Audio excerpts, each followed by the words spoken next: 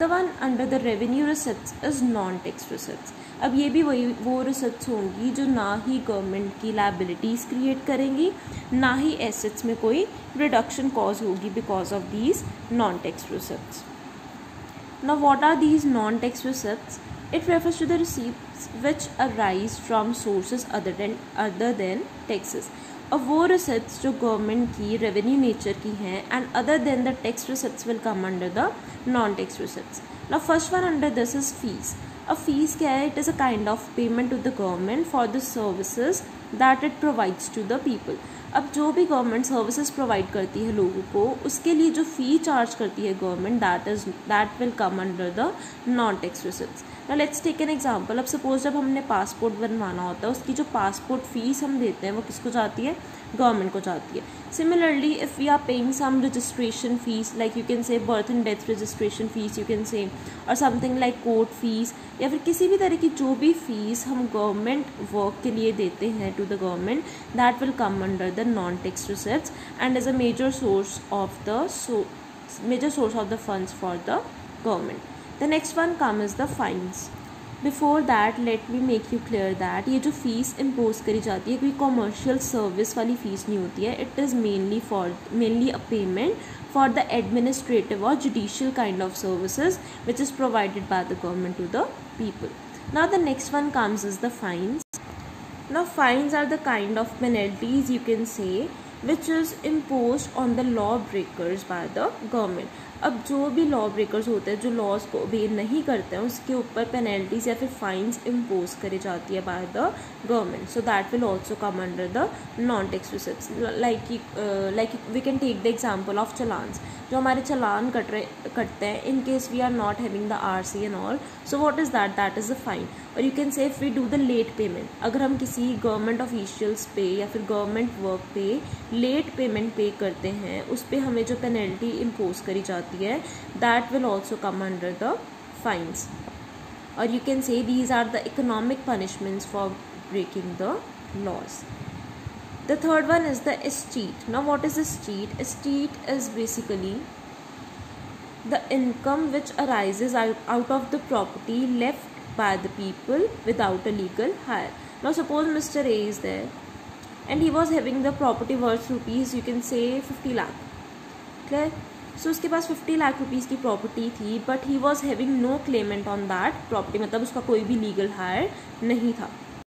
So after his death, where that property will go? That property will go to the government as escheat because Mr. A was having no legal hire to whom he might transfer his property. So this is known as escheat. The next one is the special assessment. Now special assessment means जब भी government कोई developmental activities करती है, like you can say the construction of the roads और the repair of the roads, या फिर कोई अच्छा सीवरेज सिस्टम वगैरह जो हमारा कंस्ट्रक्शन हो रही है उस चीज़ की हमारी लोकेलिटी में, अब उस चीज़ की वजह से उन डेवलपमेंट एक्टिविटीज़ की वजह से जो प्रॉपर्टी होती है उसकी वैल्यू अप्रिशिएट कर जाती है, विच मीन्स जो हमारी प्रॉपर्टी है उसकी वैल्यू इंक्रीज़ कर जाती है. So what government demands is, government जो है उस डेवलपमेंटल एक्सपेंडिचर की जो पेमेंट है या फिर यू कैन से जो उन्होंने एक्सपेंसेस करे हैं उसको वो रिकवर करती है from the owners of the property whose value has been appreciated. So this also comes under the non-tax receipt, जो एक kind of payment करी जाती है by the owners of the property whose values have been appreciated due to the developmental activities of the government. Next one is the interest receipts on the loan. जो भी interest receive करेगी government in case जो उन्होंने loans provide करे होंगे may be to the state government और the UTs, that those interest receipts will come under the non tax receipts. The next one is the income from public enterprises. As we know that जो government होती है they run the public sector units और their public enterprises, तो उनके through जो भी उनको receive होगी income that will also come under the non tax receipts. Let's take an example of oil and natural gas company that is ONGC. जो भी इस कॉरपोरेशन से इनकम रिसीव होगी that will be income from public enterprises and will be a source of fund for the government which will come under the non tax receipts of the government. The next one is grants and donations. जो भी grants and donations foreign nation से या फिर domestic nation से जो है उनको मिलेंगे वो भी कहाँ आएंगे, नॉन टैक्स रिसिप्ट्स में. And the last one is income from the sale of spectrum like 2G and 3G.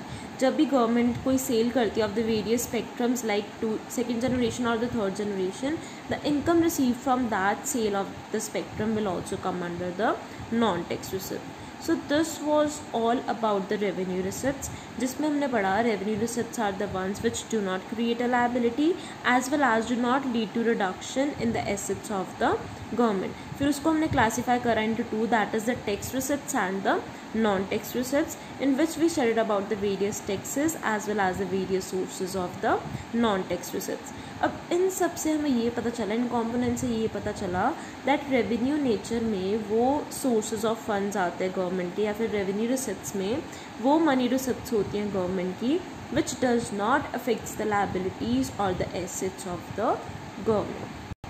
Now the next one under the budget receipts is the capital receipts. Now capital receipts जो इसके features है it is a bit opposite of the revenue receipt. अब revenue receipt में क्या था, that it do not create a liability and do not lead to reduction in the assets. But in this case, in case of capital receipts, as I told you earlier also, जो भी capital nature की transaction होंगी वो जो है government की balance sheet को affect करेंगे. That is it will either create a liability for the government और will cause a reduction in its asset. Let's take an example. इसके 3 main components है capital receipts के, which are classified as recovery of loans, borrowings and other liabilities, and the third one is the other receipts under which comes the disinvestment. ये तीनों main components है जो capital receipts के under आते हैं. Now firstly let's take an example of recovery of loans. अब recovery of loans का क्या मतलब है, that maybe central government must have given the loan to the state governments. Right, in case the state government is in need of the money or is in need of the funds, they will contact with the central government through which the central government will provide them loans. अब जब वो loans देंगे to the state government, that loans will come under the asset side of the government. Let's say it is asset side and it is liability side. जब loan देगी central government state government को तो यहाँ पे एक loan account open हो जाएगा asset side पे. तो जब वो लोन रिकवर हो जाएगा what it will lead to the reduction in the assets. कि जो यहाँ से हमने लोन अकाउंट ओपन करा था इसको अब क्लोज करेंगे, जिसकी वजह से ये जो लोन अमाउंट होगी वो डिक्रीज हो जाएगी from the asset side, because of which the recovery of loan is a receipt. अब ये रिसिप्ट क्यों है, रिसिप्ट इसलिए क्योंकि गवर्नमेंट के पास पैसे आएंगे, बिकॉज वो जो लोन जो पहले उन्होंने पैसे दिए थे अब उनके पास दोबारा पैसे वो वापस आ रहे हैं. That is they have recovered that loan, that is why it is a receipt. और ये कैपिटल रिसिप्ट क्यों है, because it is causing reduction in the assets of the government. I hope it is clear to you. Now the next one is borrowings and other liabilities. अब जब government ने loans दिए उससे उनके assets create हुए, but जब government borrowings करेगी that is जब वो पैसे उधार लेगी, like say let's say from the IMF, that is international monetary fund, जब वो बोरोइंग्स करेंगे तो वो भी क्या करेंगे, that will create a liability for the government. अब लायबिलिटी क्यों क्रिएट होगी, because the government has to pay off those borrowings within certain period of time. So that will come under the liability side of the government, that will be their borrowings. तो यहाँ पे क्या हुआ, देखो borrowings तो उन्होंने करी, ये रिसिप्ट्स किस तरह से, क्योंकि गवर्नमेंट के पास पैसा आएगा जब वो बोरोइंग्स करेंगे, जब वो पैसे उधार लेंगे they will receive the money, but it is of capital nature because it will create a liability for the government. अब उनकी लायबिलिटी क्रिएट होगी उस अमाउंट से जितनी भी अमाउंट की उन्होंने बोरोइंग्स करी होगी. सो that will create the liability for the government, therefore it will come under the capital receipts. And you can also say that the government borrows money from mainly the Reserve Bank of India, rest of the world. अब rest of the world में क्या आता है, that there may come the foreign banks or the institutions like International Monetary Fund or the World Bank, and the third one is the general public. अब general public से भी जो है हमारी गवर्नमेंट वो बोरोइंग्स करती है through the money markets, you can say. और वो किस तरह से बोरोइंग्स करता है, वो जो उनके ट्रेजरी बिल्स होते हैं गवर्नमेंट के, what they will do, they will sell those treasury bills or there are some government bonds जो सेल करे जाते हैं to the investors अब वो जब उनको सेल करेंगे उसके ऊपर अमाउंट लिखी होगी कि इस अमाउंट का वो गवर्नमेंट बॉन्ड है या फिर बिल है, and after a certain period of time the government promises to pay back that money which they have borrowed from the public. Now the third one is the other receipts and it mainly includes the disinvestment. अब disinvestment term एक बहुत important term है. Disinvestment में क्या होता है कि जो भी गवर्नमेंट की पब्लिक सेक्टर यूनिट्स होते हैं या फिर पब्लिक सेक्टर इंटरप्राइजेज होते हैं, उसके कुछ शेयर्स जो होते हैं वो ट्रांसफ़र कर देते हैं या फिर वो सेल कर देते हैं to the private individuals. That is, they are basically transferring the ownership of their public sector enterprises to the private entrepreneurs, जिसकी वजह से इस process को privatization भी कहा जाता है. Because when the shares of the public sector units are transferred to the private individuals, that process is known as privatization or the disinvestment. Because government जो है अपनी जो इन्वेस्टमेंट उन्होंने पहले अपने एंटरप्राइजेस में करी हुई थी उसको डिसइन्वेस्ट कर रही है, उसको सेल ऑफ कर रही है टू द अदर इंडिविजुअल्स. अब वो जब वो सेल करेंगे शेयर्स या फिर प्राइवेटाइज करेंगे अपने इंस्टीट्यूशंस को, अपने यूनिट्स को, उससे उनको पैसे रिसीव होंगे. They will receive money in return of that, because of which it is a receipt. But ये capital receipt क्यों है? Because it will cause a reduction in its asset. अब जो उनके शेयर्स थे पहले जो गवर्नमेंट के पास थे through their PSUs, that will reduce. क्यों? क्योंकि वो ट्रांसफ़र हो जाएंगे to the private individuals, because of which जो शेयर्स हमारे एसेट साइड पे रिकॉर्ड हुए थे, the disinvestment will cause a reduction in those assets. So these are the main three sources of the capital receipts for the government. And one more thing I would like to tell you, that recovery of loans and disinvestment is a non-debt creating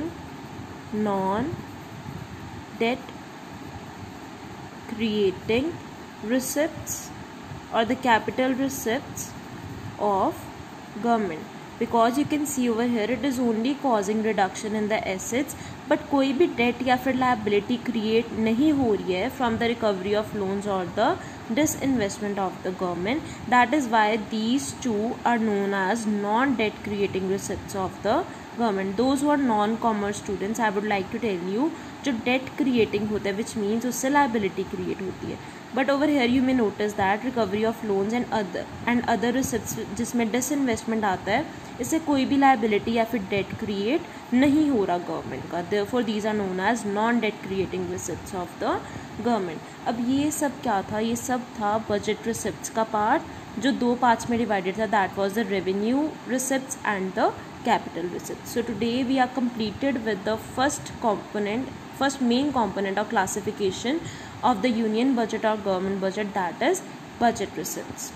So this was all about our today's lecture. Tomorrow we will start with the next classification of the union budget, that is the budget expenditure. अब हम देखेंगे कि जो government ने जो government की receipts हैं या फिर जो गवर्नमेंट ने मनी रिसीव करी है, अब उसको किस तरह से वो स्पेंड करेंगे on the various activities. So this was all about our today's lecture. I hope all of you are clear with each and every concept. Thank you so much.